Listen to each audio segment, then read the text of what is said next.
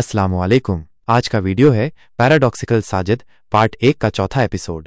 तो चलिए शुरू करते हैं। शून्य से सृष्टिकर्ता का फासला। सजिद को सुबह एक ईमेल आया। ये मेल उसके नास्तिक दोस्त बिप्लब दा ने भेजा था। मैं बिप्लब दा को भी जानता हूँ, हंसमुख इंसान है। अक्सर टीएससी में मिलते थे। जब भी मिलते मुस्कुराकर पूछते, क्या तू अब भी रात में भूत देखता है? लगता है बिप्लब दा अपनी ये मुस्कान हमेशा तैयार रखते थे, मिलते ही दिखा देते थे। बिप्लब दा को मैं सजिद के जरिए जानता था। सजिद और बिप्लब दा एक ही डिपार्टमेंट के थे। बिप्लब दा सजिद से 2 बैच सीनियर थे। सजिद यूनिवर्सिटी आकर पहले जो नास्तिक बन गया था, उसका पूरा श्रेय बिप्लब दा को ही जाता है। बिप्लब दा ने उसे कई नास्तिकों और अज्ञेयवादियों की किताबें पढ़ाकर नास्तिक बना दिया था। सजिद अब नास्तिक नहीं है। मैं क्लास खत्म होने के बाद कमरे में दाखिल हुआ तो देखा सजिद हमेशा की तरह कंप्यूटर चला रहा है। मुझे देखते ही बोला, तेरा न्योता है कहाँ? मैंने पूछा। सजिद ने कहा, बिप्लब दा ने मिलने को कहा है। मेरा उनसे कोई लेना देना नहीं है। मुझे ऐसे मिलने को कहने का क्या मतलब? मैं समझा नहीं। सजिद बोला, घबरा गया क्या? तुझे अकेले नहीं, मुझे भी साथ बुलाया है। ये कहकर सजिद ने बिप्लब दा का ईमेल खोलकर दिखाया। ईमेल बिल्कुल ऐसा था। सजिद, मैं तुम्हें एक प्रगतिशील, खुले विचारों वाला, खुले दिमाग वाला इंसान समझता था। पढ़ाई करके तुम तथाकथित धार्मिक कट्टरता और अंधविश्वास से बाहर आ गए थे, लेकिन तुम फिर से उसी अंधविश्वास की दुनिया में लौट जाओगे। मैंने कभी कल्पना भी नहीं की थी। आज शाम को घर आना, तुमसे बात करनी है। खाना पीना खाकर दोपहर की नमाज पढ़कर हम बिप्लब दा से मिलने निकले। बिप्लब दा पहले बनानी में रहते थे, अब काटा बोन में रहते हैं। जाम वगैरह पार करके जब हम बिप्लब दा के घर पहुंचे तब असर शाम की नमाज का वक्त हो गया था। बिप्लब दा से हाथ मिलाकर हम बैठे नहीं। सजिद बोला, दादा बात थोड़ी देर में होगी, पहले असर की नमाज पढ़ाते हैं। बिप्लब दा ने मना नहीं किया। हम निकल गए। पास की मस्जिद में असर की नमाज पढ़कर हम उनके घर वापस आ गए। बिप्लब दा ने तब तक कॉफी बना रखी थी। बहुत अच्छी कॉफी थी। कॉफी की खुशबू पल भर में पूरे कमरे में फैल गई। सजिद कॉफी हाथ में लेते हुए मुझे देखकर बोला, पता है बिप्लब दा की ये कॉफी वर्ल्ड फेमस है। भूमध्य सागरीय क्षेत्र की कॉफी है। ये कनाडा के अलावा कहीं नहीं मिलती। बिप्लब दा कनाडा से ऑर्डर करके मंगवाते हैं। कॉफी का कप पीकर लगा, वाकई सच है, इतनी अच्छी कॉफी हो सकती है, सोचा भी नहीं जा सकता। सजिद ने अब बिप्लब दा की तरफ देखकर कहा, बात शुरू हो। बिप्लब दा के चेहरे पर आज हमेशा वाली हंसी नहीं थी। उनके प्यारे शिष्य के ऐसे पतन से शायद उनका मन थोड़ा उदास था। उन्होंने कहा, तुम्हारे फैसले का मैं पूरी तरह सम्मान करता हूं, हालांकि तुम्हें एक बात बताने के लिए ही बुलाया है। शायद तुम ये जानते हो, फिर भी। सजिद कॉफी का कप पीते हुए बोला, जानी हुई बात भी आपकी जुबान से सुनकर लगता है जैसे नया जान रहा हूं। मैं आपको कितना पसंद करता हूं, ये तो आप जानते ही हैं।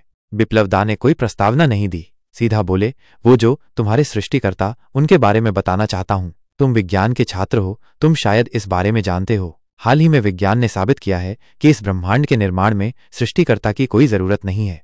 ब्रह्मांड शून्य से ही बना है। जब किसी कारीगर के बिना यूं ही नहीं बन सकती, तो यह पूरा ब्रह्मांड अपने आप कैसे बन जाएगा? लेकिन विज्ञान अब कहता है कि यह ब्रह्मांड शून्य से अपने आप ही बना है, किसी की मदद के बिना। ये बातें बिप्लब दा एक सांस में बोल गए। लगा जैसे उन्होंने इतनी देर तक कोई सांस ली ही नहीं है। सजिद बोला, अजीब बात है, तो मुझे फिर से नास्तिक बनना पड़ेगा लगता है। हा हा हा। सजिद ने एक शानदार हंसी दी। सजिद इस तरह भी हंस सकता है, ये मैंने आज पहली बार देखा। बिप्लब दा ने उस पर ध्यान दिया, ऐसा लगा नहीं। उन्होंने मानो एक लेक्चर शुरू कर दिया था। मैं और सजिद बहुत ध्यान से उनके वैज्ञानिक बातें सुन रहे थे। उन्होंने जो समझाया या कहा उसका सार कुछ ऐसा था, भौतिकी में एक नई दिशा क्वांटम यांत्रिकी ने खोली है। इस क्वांटम यांत्रिकी में एक सिद्धांत है, वो है माइनस क्वांटम फ्लक्चुएशन। इस क्वांटम फ्लक्चुएशन का मुख्य विचार है, ब्रह्मांड में पूर्ण शून्य स्थान जैसी कोई चीज असल में नहीं है। मतलब जिसे हम कुछ नहीं मानकर अब तक जानते रहे हैं, विज्ञान कहता है कि असल में कुछ नहीं जैसी कोई चीज नहीं है। प्रकृति शून्य स्थान को पसंद नहीं करती, इसलिए जब भी कोई शून्य स्थान कुछ नहीं बनता है, वहां 1 सेकंड के अरबवें हिस्से के भीतर कण और प्रतिकण, मैटर और एंटी मैटर बनते हैं और एक दूसरे से टकराकर नष्ट हो जाते हैं। तुम जानते हो क्वांटम फ्लक्चुएशन का विचार कहां से आया है? मैंने कहा, नहीं। बिप्लब दा फिर से बोलने लगे, ये विचार हाइजेनबर्ग के प्रसिद्ध अनिश्चितता सिद्धांत से आया है। हाइजेनबर्ग का वो प्रसिद्ध सूत्र तुम जानते हो ना? सजिद बोला, हाँ। हाइजेनबर्ग ने कहा है कि हम कभी भी एक कण की स्थिति और उसके संवेग की सही मात्रा एक साथ सटीक रूप से नहीं जान सकते। यदि स्थिति सही ढंग से जान पाते हैं तो उसके संवेग में त्रुटि होगी, और यदि संवेग सही ढंग से जान पाते हैं तो उसकी स्थिति में त्रुटि होगी। दोनों को एक साथ सही ढंग से जानना कभी संभव नहीं है। ये जो संभव नहीं है, ये विज्ञान की कमजोरी नहीं है, बल्कि ये कण का गुण या विशेषता है। बिप्लब दा बोले, बिल्कुल सही, एकदम वही। हाइजेनबर्ग के इस सिद्धांत को ऊर्जा और समय के क्षेत्र में इस्तेमाल किया जा सकता है। यदि हाइजेनबर्ग का यह सिद्धांत सच है तो ब्रह्मांड में शून्य स्थान जैसी कोई चीज नहीं हो सकती। यदि होती तो उसकी स्थिति और संवेग दोनों शून्य हो जाते, जो हाइजेनबर्ग के सिद्धांत के खिलाफ है। इतना कहकर विप्लवदा थोड़ा रुके, कॉफी पॉट से कॉफी डालते हुए बोले, समझ रहे हो तुम लोग? सजित समझ रहा था या नहीं मुझे पता नहीं, लेकिन मुझे बात मुश्किल लग रही थी। हालांकि विप्लवदा के समझाने का तरीका उसे काफी साफ कर रहा था, अच्छा लग रहा था। विप्लवदा ने कॉफी पी, फिर से बोलने लगे, तो तुम लोग कहते हो ना कि बिग बैंग से पहले तो कुछ भी नहीं था, न समय, न ऊर्जा, न कुछ और। तो फिर बिग बैंग का धमाका कैसे हुआ? इसके लिए जरूर कोई ऊर्जा चाहिए, कोई बाहरी शक्ति चाहिए, है ना? ये कहकर तुम सृष्टिकर्ता के विचार को सही ठहराते थे। तुम कहते थे ये बाहरी शक्ति सृष्टिकर्ता से आई है, लेकिन देखो विज्ञान कहता है यहां सृष्टिकर्ता का कोई हाथ नहीं है। बिग बैंग होने के लिए जो ऊर्जा चाहिए थी वो इसी क्वांटम फ्लक्चुएशन से आई है। इसलिए ब्रह्मांड के निर्माण में सृष्टिकर्ता के अस्तित्व को विज्ञान ने सीधे सीधे ना कह दिया है, और तुम अब भी कहां सृष्टिकर्ता में पड़े हो। इतना कहकर विप्लवदा की आंखें चमक उठीं। लग रहा था उन्होंने जिस उद्देश्य से हमें बुलाया था वो सफल हो गया है। हम शायद उनकी विज्ञान पर इस ज्ञान भरी व्याख्यान सुनकर तुरंत नास्तिकता पर ईमान ले आएंगे। खैर, तब तक सजिद 2 कप कॉफी पी चुका था। एक नया कप डालते हुए वो बोला, इस बारे में स्टीफन हॉकिंग की किताब है, नाम द ग्रैंड डिजाइन, मैंने ये पढ़ी है। सजिद की बात सुनकर विप्लवदा बहुत खुश लगे। उन्होंने कहा, वाह, तो तुम पढ़ाई भी करते हो? बहुत अच्छी बात है, खूब पढ़ाई करो, खूब पढ़ो। सजिद हंसकर बोला, लेकिन दादा, इस बारे में मुझे कंफ्यूजन है। किस बारे में? विप्लवदा का सवाल। स्टीफन हॉकिंग और लियोनार्ड मोडिनो की किताब द ग्रैंड डिजाइन के बारे में। विप्लवदा थोड़ा अटक गए। ऐसा लगा शायद वे मन ही मन कह रहे थे, ये लड़का तो गुरु पर भी अपनी होशियारी दिखा रहा है। उन्होंने कहा, साफ करो। सजिद बोला, मैं इसे 2 नजरियों से समझाऊंगा, विज्ञान और धर्म, अगर आप इजाजत दें। जरूर, विप्लवदा ने कहा।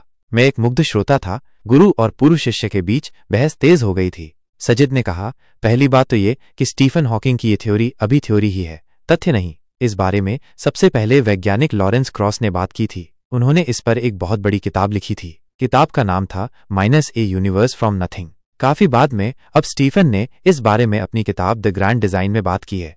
उनकी ये किताब छपने के बाद CNN के एक पत्रकार ने हॉकिंग से पूछा था, क्या आप ईश्वर में विश्वास करते हैं?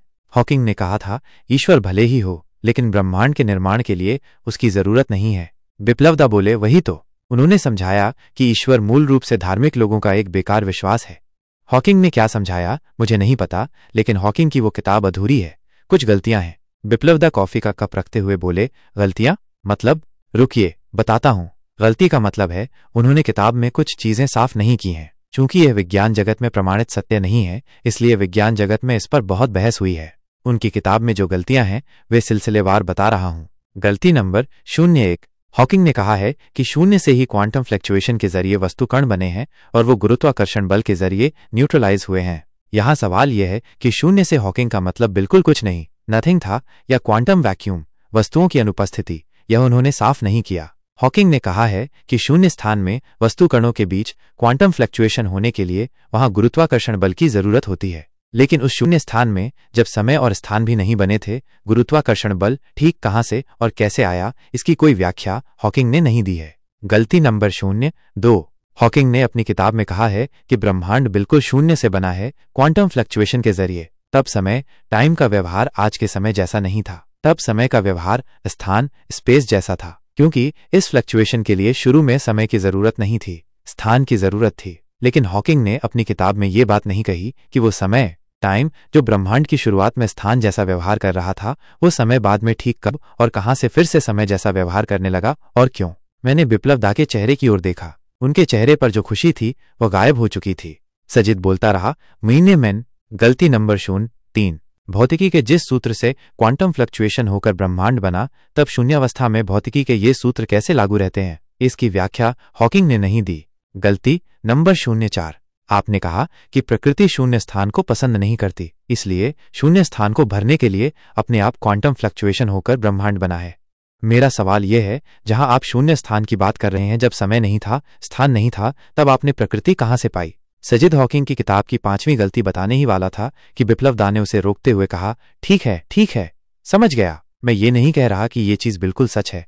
इस पर बहस होगी, चर्चा आलोचना होगी और प्रयोग परीक्षण होंगे, फिर तय होगा कि ये ठीक है या गलत। सजिद के सामने बिप्लब दा की ऐसी मौन हार देखकर मुझे बहुत संतुष्टि मिली। मन ही मन कहा, yes Sajid you can. Sajid बोला, हाँ, वो परीक्षण चलते रहें।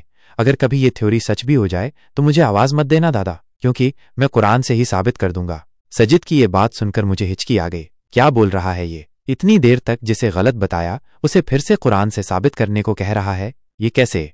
बिप्लब दा भी नहीं समझे। उन्होंने पूछा, किस तरह?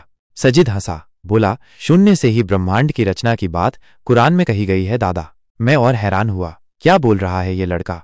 उसने कहा, मैं ये नहीं कह रहा कि कुरान ने क्वांटम फ्लक्चुएशन की ही बात की है। कुरान जिससे आया है उसने अपनी सृष्टि की रचना की व्याख्या दी है। अब वो बिग बैंग से भी नहीं बदलेगी, क्वांटम फ्लक्चुएशन थ्योरी से भी नहीं बदलेगी, वही रहेगी। बिप्लब दा बोले, कुरान में क्या है बताया था न? सूरह बकरा की 117वीं आयत में है, माइनस जिसने आकाश और पृथ्वी को अनस्तित्व से अस्तित्व में लाया। यहाँ मूल शब्द बदिया ओरिजिनेटर, वहीं से अस्तित्व अनस्तित्व का विचार है, और जब वो कुछ करने का निर्णय लेता है तो बस कहता है हो जा, और वह हो जाता है। Creator of the heavens and the earth from nothingness. He has only to say when he wills a thing, be, and it is. देखिए, मैं फिर से कह रहा हूं, मैं ये नहीं कह रहा कि अल्लाह ताला ने यहाँ क्वांटम फ्लक्चुएशन की ही बात की है। उन्होंने अपनी सृष्टि की बात की है। उन्होंने अनस्तित्व, नथिंग से अस्तित्व, समथिंग में लाया है। ऐसा नहीं कि अल्लाह ने अपने हाथ से पहले ब्रह्मांड की छत बनाई, फिर उसमें सूर्य, चांद, गैलेक्सी वगैरह एक एक करके बिठा दिए। उन्होंने केवल निर्देश दिया है। हॉकिंग भी वही बात कह रहे हैं, लेकिन वे कहते हैं कि ये अपने आप हो गया शून्य से ही। अल्लाह कहते हैं, नहीं, अपने आप नहीं हुआ, मैंने जब निर्देश दिया हो जा कुन, तब वो हो गया। हॉकिंग ये नहीं समझा पा रहे कि इस क्वांटम फ्लक्चुएशन के लिए गुरुत्वाकर्षण बल कहाँ से आया, समय क्यों और कैसे स्थान बन गया, फिर बाद में वो समय बन गया। लेकिन हमारे सृष्टिकर्ता ने समझाया है। उन्होंने कहा हो जा, और ब्रह्मांड अपने आप ही बन गया। मान लीजिए एक जादूगर जादू दिखा रहा है। जादूगर स्टेज के एक कोने में बैठा है, लेकिन वो अपनी आंखों के इशारे से जादू दिखा रहा है। दर्शक देखते हैं खाली मेज पर अचानक एक कबूतर बन गया और वो उड़ भी गया। दर्शक क्या कहेंगे कि ये क्वांटम फ्लक्चुएशन के जरिए हो गया? नहीं कहेंगे। इसके पीछे जादूगर की कलाकारी है। उसने स्टेज के एक कोने से आंख से इशारा किया, इसलिए ये हुआ। सृष्टिकर्ता भी वैसे ही है। उन्होंने बस कहा हो जा, और ब्रह्मांड अपने आप ही बन गया। आपके उस शून्य स्थान से सृष्टिकर्ता का फासला बस उस हो जा तक ही है। मगरिब की अजान पड़ने लगी थी। बिप्लब दा को काफी उदास देखा। हमने कहा आज चलें? उन्होंने एक लंबी सांस छोड़ी और कहा आओ। हम निकल पड़े। मैं हैरान होकर सजिद की ओर देख रहा था। कौन कहेगा कि ये लड़का पिछले 6 महीने पहले तक नास्तिक था, अपने ही गुरु को कैसे मात देकर आया। कुरान की सूरह बकरा की 117वीं आयत कितनी हजार बार पढ़ी होगी, लेकिन ऐसे कभी नहीं सोचा था। आज जब सजिद बिप्लब दा को समझा रहा था तो लग रहा था जैसे आज ही पहली बार इस आयत के बारे में सुन रहा हूं। मुझे गर्व होने लगा।